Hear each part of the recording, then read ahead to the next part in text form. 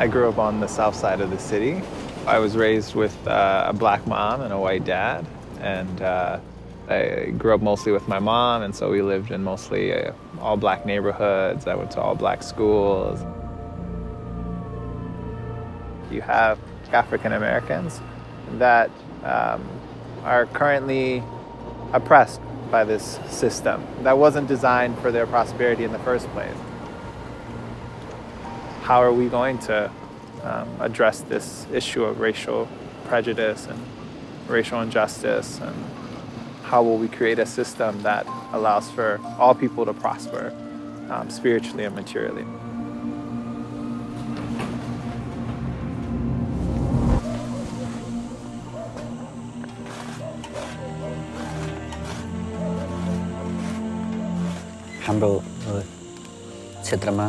In our region, people in higher castes who work in government offices, in schools, and in public places are always in positions of authority.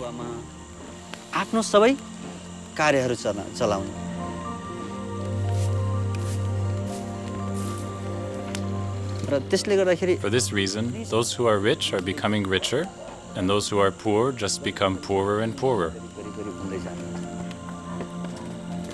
When will this gap between the castes end?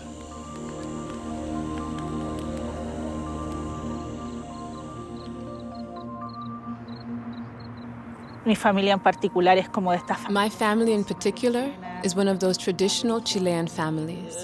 Religion and community life were always very present.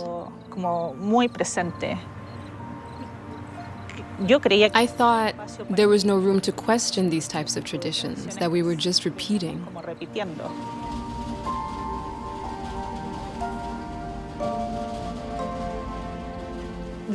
I was really longing to find someone to tell me it's okay for you to think differently, to have a different understanding of the world.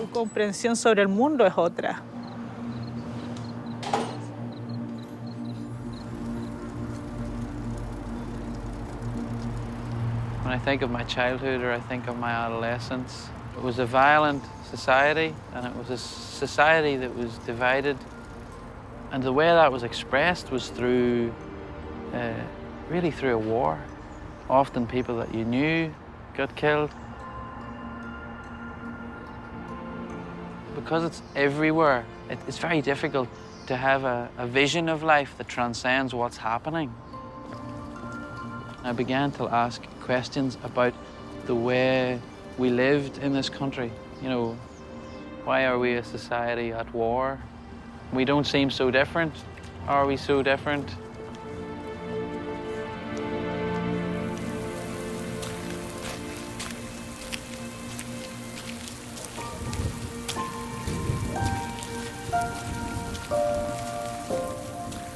The society I was born into, and within which I grew up, has its own very beautiful traditions, and I like these traditions very much. However, there is still this attitude towards girls that puts them in a lower position than boys. Erkaklarga nisbatan bo'lgan munosabatdan ko'ra pastroq hisoblanadi. And this attitude becomes an obstacle for girls to pursue an education and fully develop their capacities. Rivojlanishlari uchun to'siq bo'lib qoladi. Nima uchun qizlar? Why don't we give the same opportunities to girls? Aren't we, women, also created by God? Yaratilgan emasmi?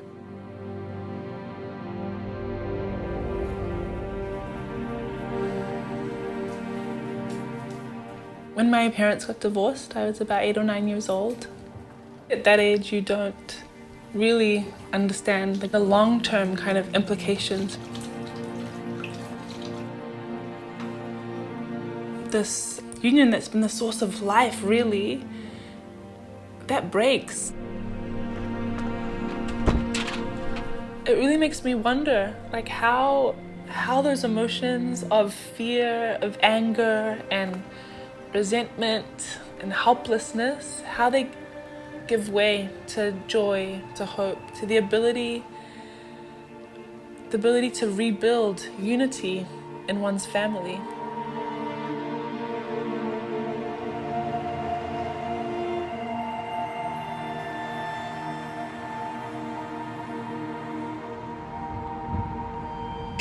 I was lost, with no purpose. I was a person without any dream, a person without any identity. One of the most difficult things for a human being is to leave his country, leave his home, leave his family.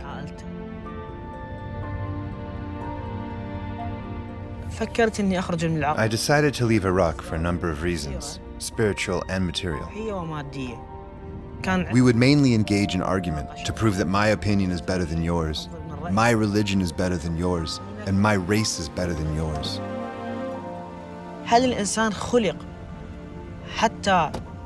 Was the human being created to develop his soul, or to cause destruction and to create conflicts, which have no solution and no common goal?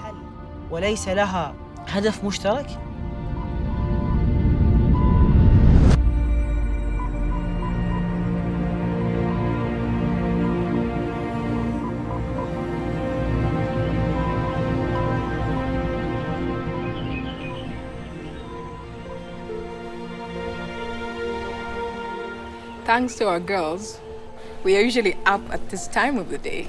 The girls are knocking on our door and demand to get in. So you have no choice but to get up. Yeah. But have you said your prayers already? You can see some light, ushering in the dawn of a new day. I grew up in a very religious home with the notion that the religion that I was following was the right one. But, as I grew older, I began to get concerned. Does God not approve of other religions? If someone, for example, was born in another part of the world and they found themselves belonging to another religion, were they condemned? I just couldn't believe that God was like that. There had to be an explanation for the existence of different religions.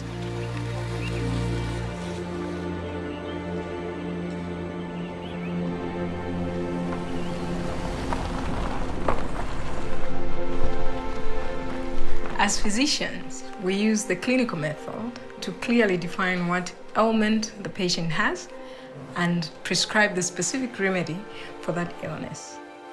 Bahá'u'lláh likens God to a divine physician, and that he has his finger on the pulse of humankind. And so from age to age, God has sent us these manifestations who come with this revelation that is able to solve the problems for that age.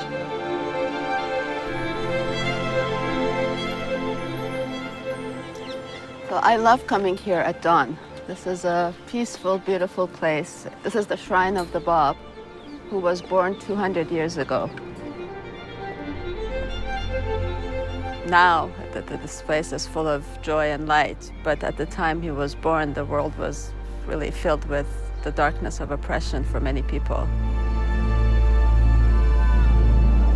Shiraz, Persia. The young Bab is an extraordinary boy. His astonished teacher sends him home, saying there is nothing he can teach this gifted pupil. While other children play, the Bab prefers to pray and meditate alone. As he grows up to become a young merchant, he is admired for his piety, his gentleness, and his sense of justice. The lives of people throughout Persia will, in time, come to be transformed by his presence amongst them. In the mid-19th century, there was a worldwide sense of messianic expectation. And in Iran, there was a young man named Mullah Hussein who not only felt this expectation, but was convinced that the promised one that he was searching for was already in the world, and that it was his mission to search for him and find him. A spring evening in 1844. Mullah Hussein, a young scholar and seeker after truth, is searching for the promised one. After many weeks of prayer and fasting, Mullah Hussein feels drawn, as if by a magnet, to the city of Shiraz, renowned for the sweet perfume of its roses and the melodies of its nightingales. At dusk, as he arrives wearily at the city gate, a radiant young man approaches Mullah Hussein and greets him as if he were a lifelong friend. Overwhelmed by this welcome, Mullah Hussein accepts an invitation to visit the stranger's home.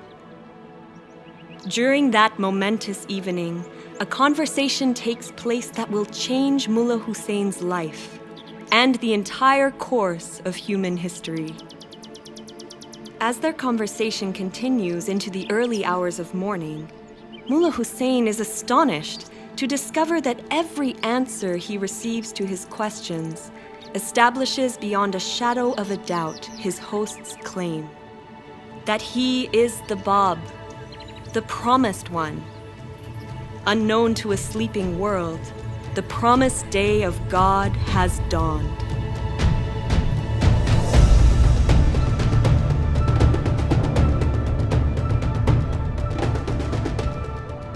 I find it so interesting that immediately following the declaration of the Bab in Shiraz, Persia at the time, halfway across the world, Samuel Morse was sending his very first Morse code from Washington, D.C. to Baltimore. May 1844. For the first time in human history, a message is sent instantly from one city to another. The message, "What hath God wrought?" And in a way, it's as if humankind had been given two means of communication at the same time. The declaration of the Bab opened the way for humanity to be unified in a spiritual sense. But the advancement in telecommunications since that very first Morse code has led to unprecedented development in science and technology that have unified mankind.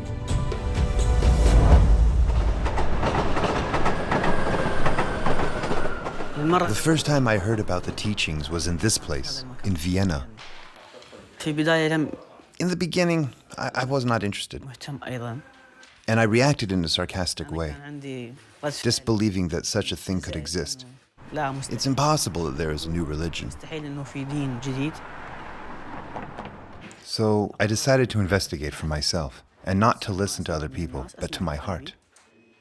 But every step I took was accompanied by fear. So I asked myself, could we be so lucky? Am I so lucky that God hasn't given up on us and on humanity and sent us a new messenger, and for my lifetime?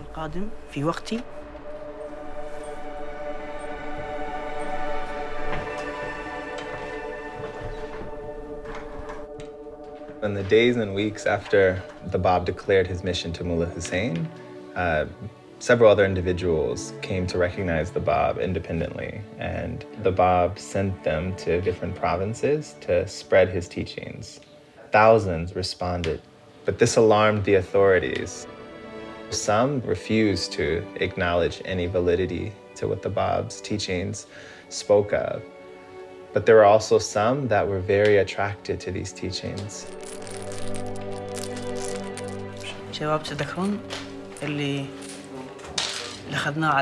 Hey, do you remember that story we read about Vahid? When the Shah heard about the Babi movement and heard that there was a person who was teaching the people in his city, in Shiraz, he decided to send someone, Vahid, who was one of the most knowledgeable people in Iran at that time in jurisprudence, science, and religion. He was an honored and respected man by the Shah and the Iranian society.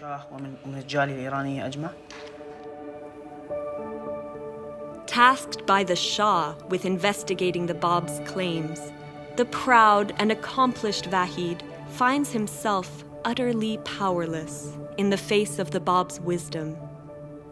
After their third interview together, Vahid decides to turn his back on his worldly status and dedicate his entire life to the service of the Bab.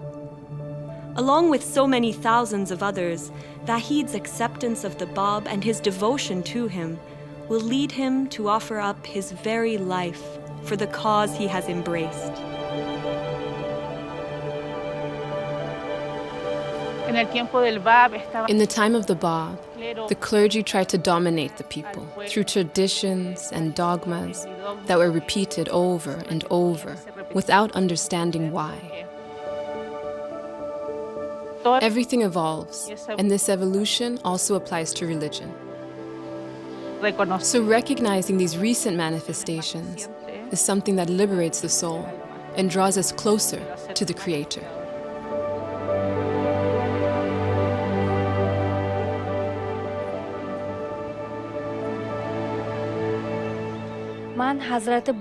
When I learned about the Bab, I also discovered the story of Tahireh, and it touched me deeply.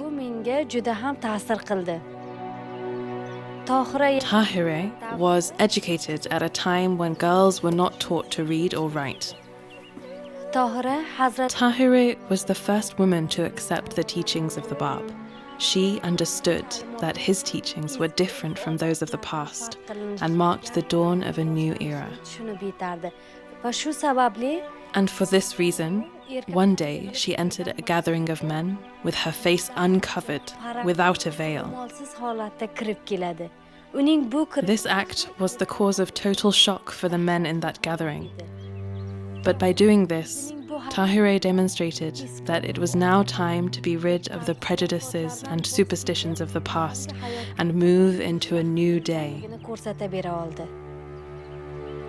Look up, look up, look up.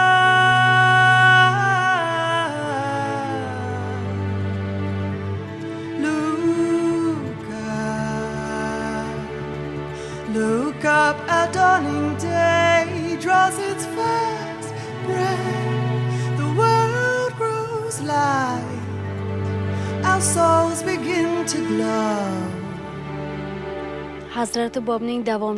Thousands of followers of the Bab were arrested and killed. Tahireh herself was arrested and brutally murdered. And it is reported that before she was executed, she said, "You can kill me as soon as you like, but you can never stop the emancipation of women." Let warring waves be banished from the world. Let justice everywhere its carpets throw. May friendship ancient, hatreds reconcile. May love grow from the seed of love we sow.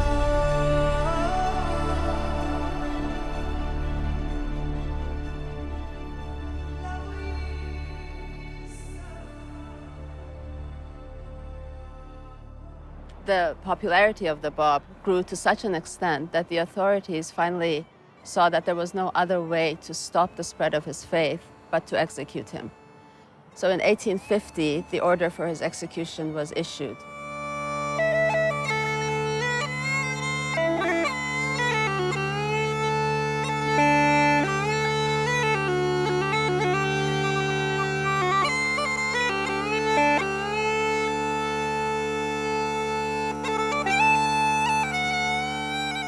When the Bab addresses the crowd in the square in Tabriz to this army who has been tasked with this terrible kind of mission to put to death one of God's messengers. And I think it's very poignant because here the Bab is with this young devotee beside him, Anis, who wanted to give his all. The Bab then, he actually uses Anis as an example to the crowd.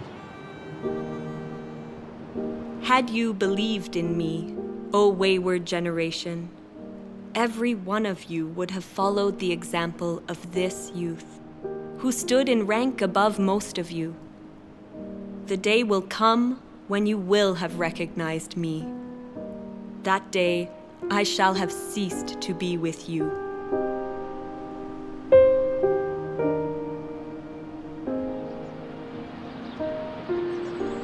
One of the things that the heart is drawn to in relation to the martyrdom of the Bab, I think, is this idea of sacrifice. His only motivation was to carry the message of God to humanity.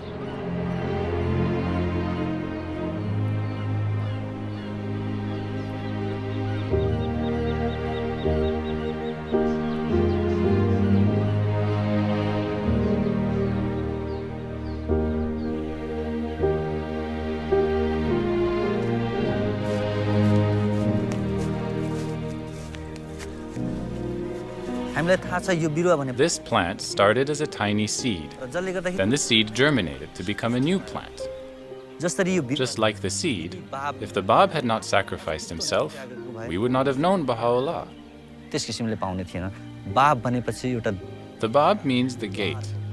He came to open the way to a new revelation, to bring about a new civilization.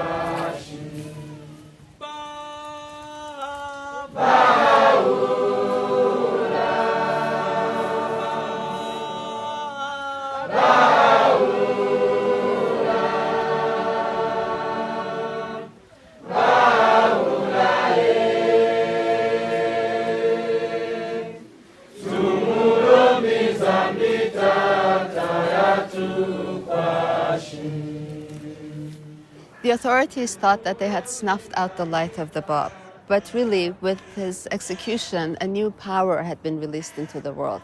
He had made a decisive break with the past and prepared the way for the coming of him whom God shall make manifest, Bahá'u'lláh. Baghdad, April 1863. Bahá'u'lláh, one of the few prominent supporters of the Bab to survive the massacres of the previous years, declares to his companions that he is the great divine educator heralded by the Bab.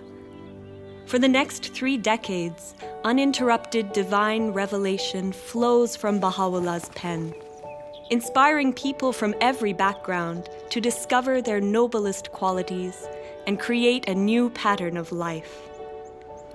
For bringing these teachings to humanity, Bahá'u'lláh endures imprisonment, torture, and exile. But the fire lit by the Bab, now rekindled and fanned into flame by Bahá'u'lláh, cannot be extinguished. Bahá'u'lláh counsels humanity. O contending peoples and kindreds of the earth, set your faces towards unity, and let the radiance of its light shine upon you.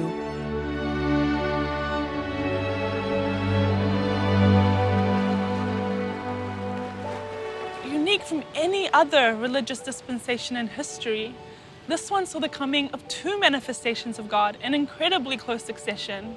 And in a way, it was the Bab's purpose to help prepare mankind for the splendor, the light of Baha'u'llah's revelation.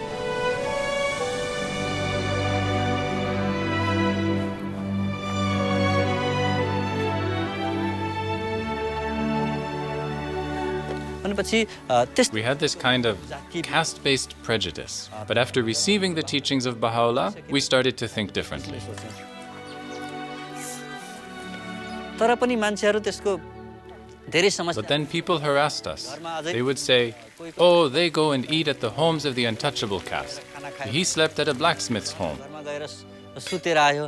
Many people were backbiting, making various accusations. We experienced social humiliation.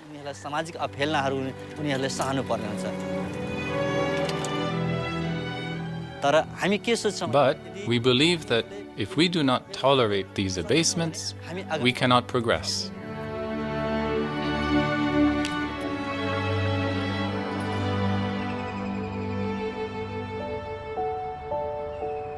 My family is related to the Bab. The Bab's uncle was my great-great-great-grandfather. But millions of people in the world have a spiritual connection to the Bab. In fact, everyone, all of humanity, has a spiritual connection to the Bab and Bahá'u'lláh. They came for all people to come together as one family.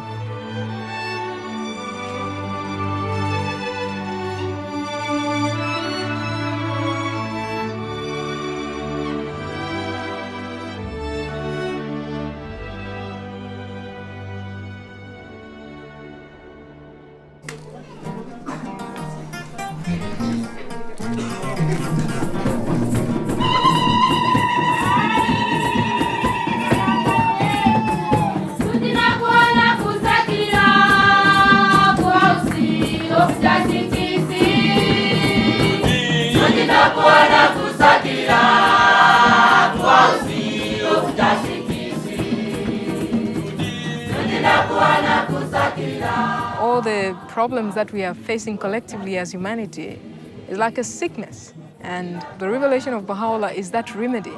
It is going to impart life. And so we have to take it upon ourselves and put it into action.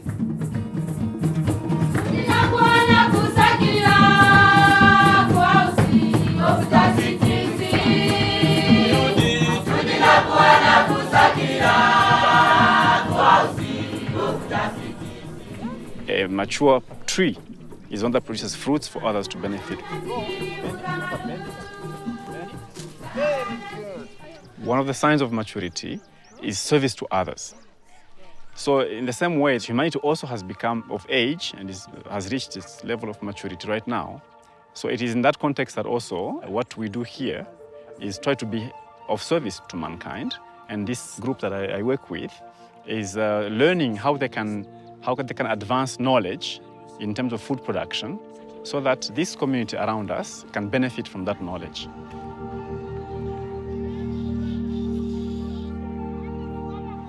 I wish to welcome you to the official opening of the Ngungu Center for Community Agriculture, which over the past 10 years has been learning how to deliver a community-based education program.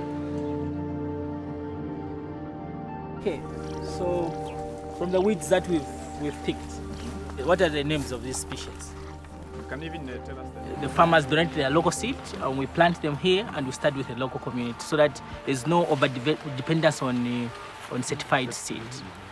So these people are seeing here, the promoters in agriculture.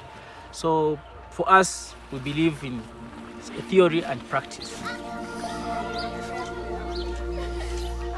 This is the day of God that I used to read about. It is going to take effort of us, just as ordinary human beings as we are.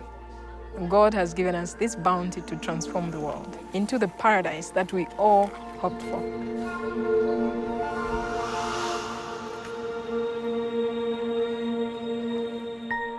For a long time, we were afraid to come here because we didn't know the neighbors and no one was participating in the activities.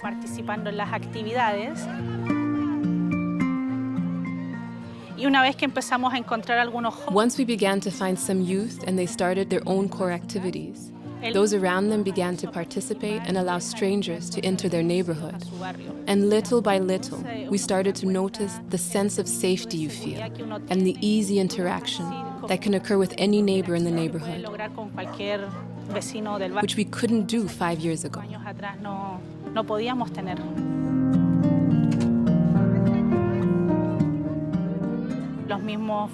The neighbors themselves arise to serve, bring their children to the activities, and are concerned about the children of the entire community, not just their own.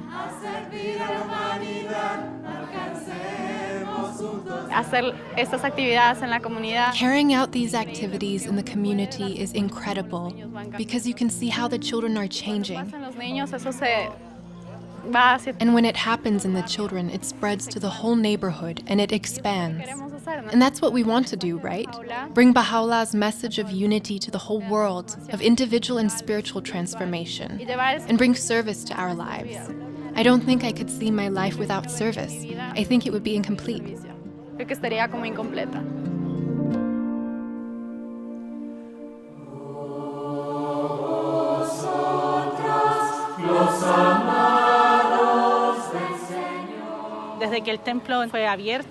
Since the temple was opened, people began to approach it in such a dramatic way. The opportunities to bring souls closer to Baha'u'llah's revelation are infinite.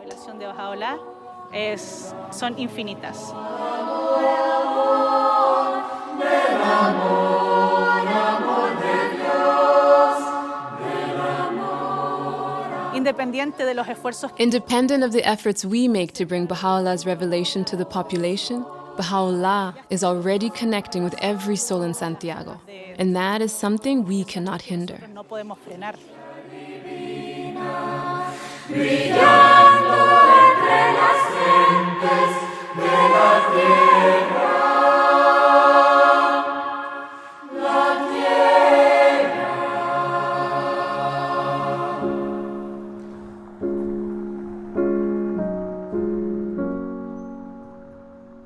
The concept of worship is something that is united in the writings of Baha'u'lláh and the Bab with service. The Bab says, the days when idol worship were deemed sufficient have ended, and that the time has come when not but the purest motive supported by deeds of stainless purity would be acceptable unto him.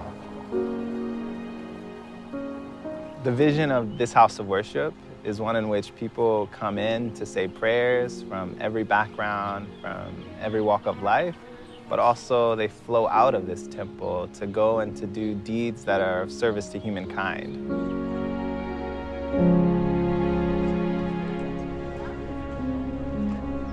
Several months ago, I actually didn't really know what the Baha'i faith was. So I went to the temple for the first time and was so moved by being there that I wanted to learn more. So I met as many people as I could. I went to devotionals, and that's how I met this community. And they told me about the work they were doing in the neighborhood, and it just, to me, was the most obvious way to work towards unity and peace, starting at the community level and really working towards making the world a better place. So I felt like I had to get involved in that.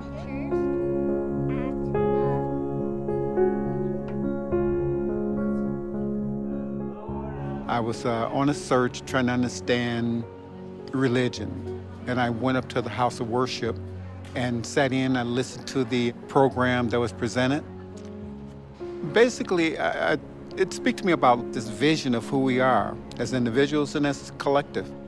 We're one human family, not separate races. It has to be a spiritual solution to this issue.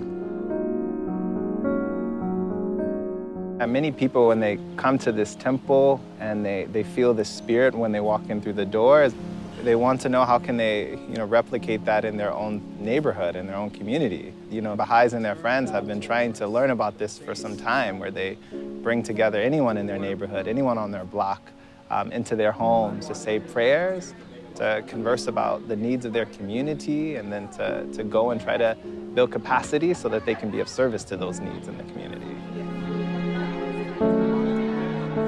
So this message that Baha'u'lláh brings is the educational tool to bring us out of this darkness.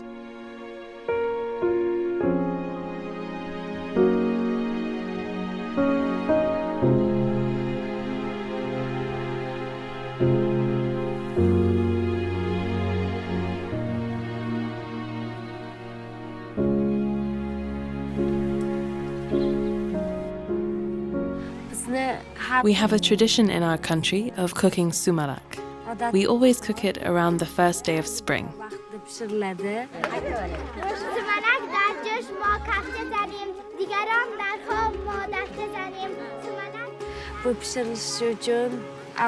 Its cooking process is quite complex and requires the participation of many people.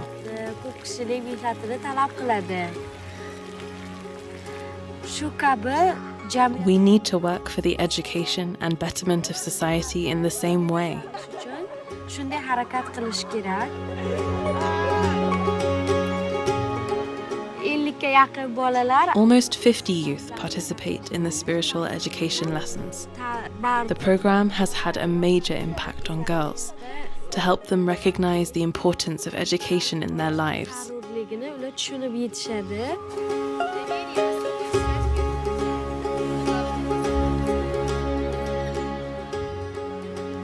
Va shu orqali biz mana sumalak So, just as we shared sweet sumalak with others, we share the teachings and the program with others. boshqalar bilan bo'lishib rivojlanishga harakat qilamiz.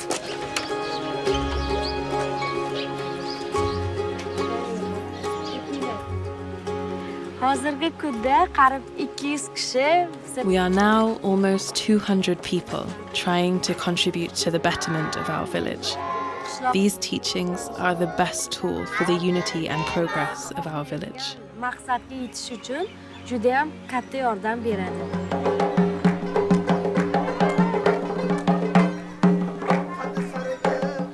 Bu jamiyatning har bir qismida Both women and men share the same responsibility for the progress of society. And the results we are achieving belong to all of us, barchasi ham not only to our village, but to the whole world and all nations. dunyodagi hamma xalqlarga tegishli deb o'ylayman.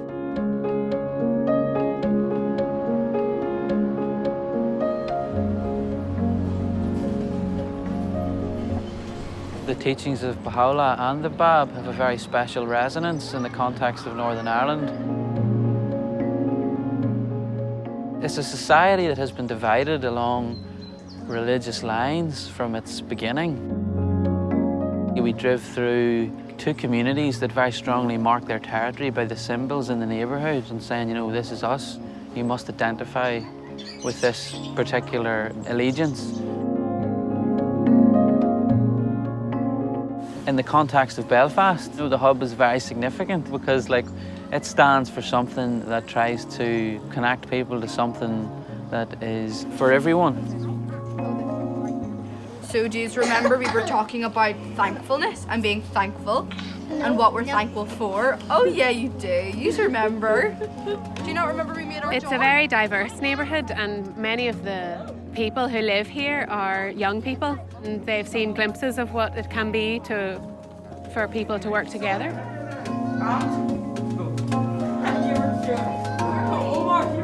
We've been trying to make it beautiful so it will also be a place that people can come and feel the spirit of what the physical building represents, which is that so powerful is the light of unity, it can illuminate the whole earth.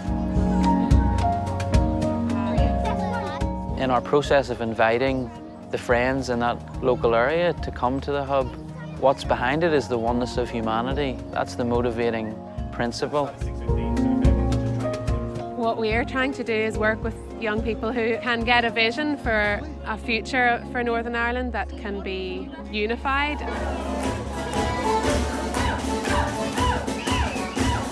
Everybody swing your partner. The fundamental teaching of Bahá'u'lláh is the oneness of humanity. Your primary allegiance is to humanity, you know, and that it must supersede, you know, your allegiance to your nation or to your tribe. A big finish.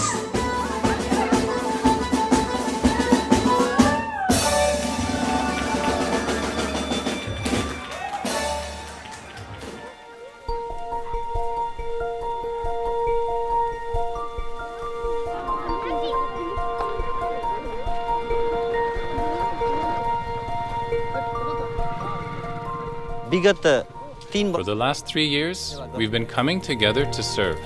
Everyone in the village, community leaders, social workers, business owners, the local community bank, and the parents of the children who attend Baha'i children's classes, they are all helping us with this service project.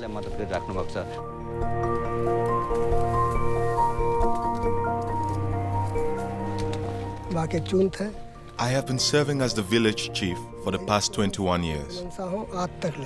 When the Baha'i program started, I was invited for consultations with them. Because Baha'i activities are going on in our community, it makes my job as chief of the village easier because our village is now safe and secure. I receive suggestions, and the spiritual education in the Baha'i program is helping to develop our community even more.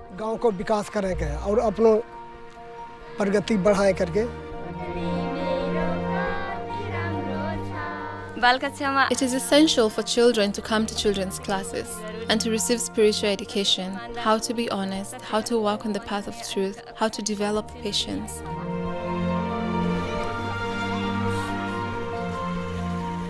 There should be no caste. The various groups should not be separate. There should be the oneness of humanity in the world. This is happening now. This is a very important development. Through the teachings and principles of Bahá'u'lláh, we see changes in the everyday lives of the people, in the language they use, their behavior, and their work. In their everyday life, we see Bahá'u'llah's teachings being translated into action.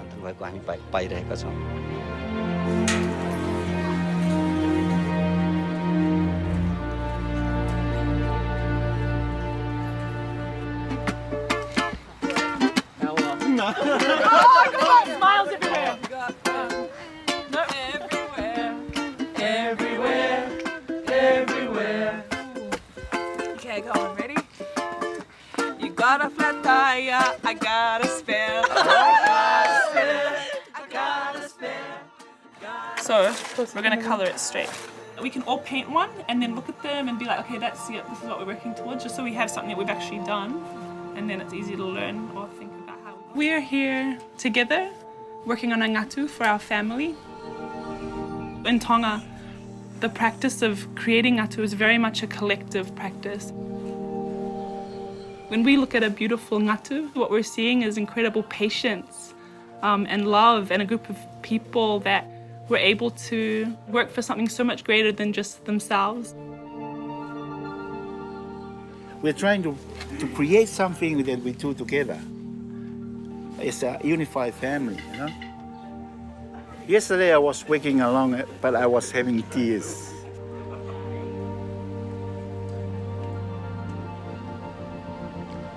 Because I know it is something that will prove the unity of a family.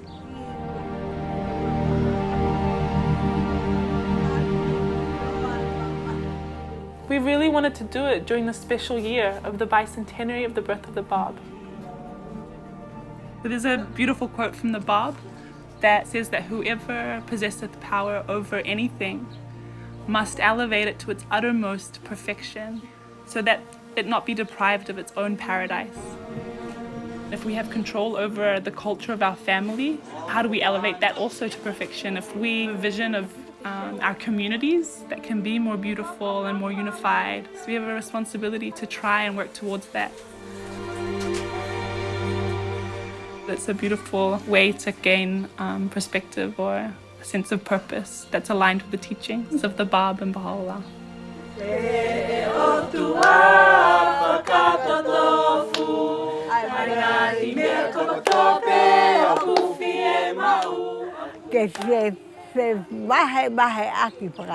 They're learning with one another, and there's understanding of how the work in the family benefits the whole community, and they are not separate things.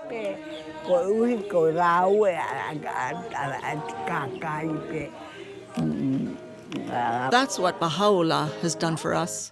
May see each other as one family, and the whole earth as one home.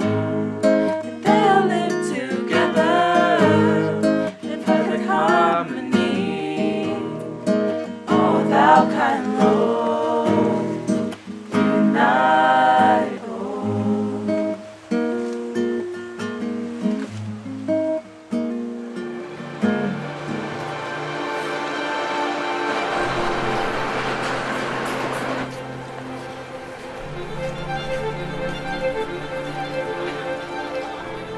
هناك فريق There is a team of close friends here in Vienna, all of us from different backgrounds. There are Persians, Austrians, Arabs, and it is a blessing for us to take the responsibility to contribute to the building of our communities.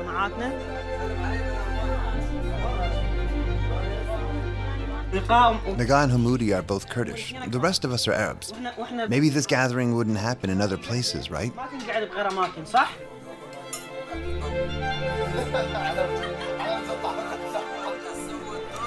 I think one of the most important things that transformed my life is finding the path of service. Language Cafe is an idea that came from the junior youth program. Considering that the junior youth from ages 11 to 15 are enrolled in school and have quickly learned the local language, they're able to serve their elders and the people who have difficulties learning the language.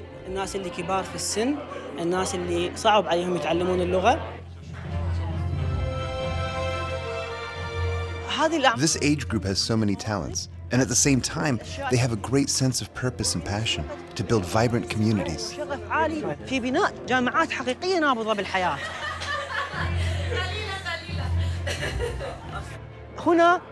Here we see the true attraction to beauty. When so many people from different religions and backgrounds come together as a united and mutually supportive community, we can see the movement of a whole population towards the teachings of Bahá'u'lláh.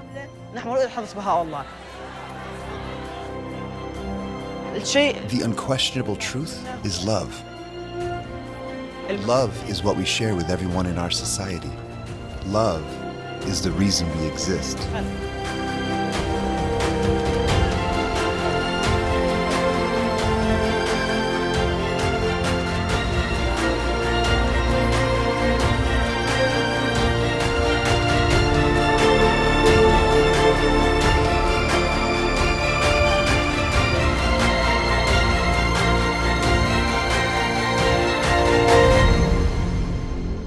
Peoples of the earth, verily the resplendent light of God hath appeared in your midst, invested with this unerring book, that ye may be guided aright to the ways of peace, and by the leave of God step out of the darkness into the light, and onto this far extended path of truth.